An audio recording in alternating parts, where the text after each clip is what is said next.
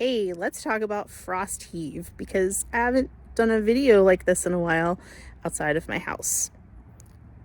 If I can flip this around. I thought I could. Okay, so I'm gonna get down low, and this is where the asphalt of our newly paved street meets our kind of rough concrete. But you can see this is higher than this because of frost heave. Let me get a better angle if I can. Kind of hard to see. Okay, so you can see, I have to say it's probably a good half inch or so higher than what it used to be. Water gets down in this crack, freezes, and heaves it up. So we've had frost heave in the past, and the asphalt will go down, or at least we hope it will. But sometimes it doesn't. Asphalt doesn't have as much preparation under it as concrete, so it's going to be more likely to heave.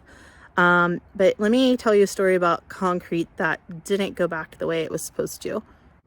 So here is my front stoop, patio, whatever you want to call it, and it's concrete. We had this front corner right here one year in a really deep freeze lift, and it did eventually go down, but it never went 100% of the way down the way it was.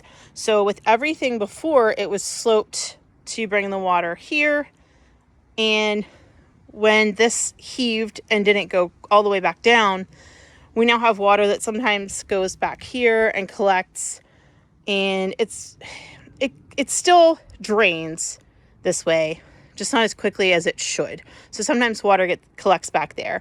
Now, thankfully, we have a concrete step there that will catch the water, so it doesn't necessarily go in the house. We don't have water problems over here, but it's not the way that it used to be.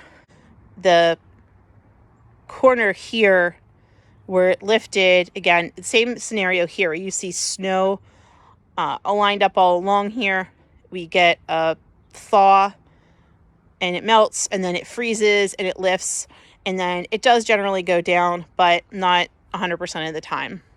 Now back here where my kids have all their toys, it's hard to tell, but this is all pavers going from the edge over and around back.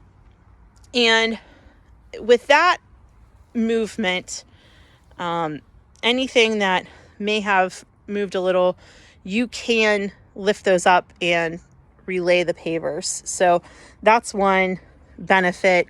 Asphalt, when you get down to it, there's the asphalt. Asphalt, you can't really pick it up and redo it. Concrete, same thing. Pavers, you can indefinitely pick them up and relay them as needed if you would experience any kind of frost heave.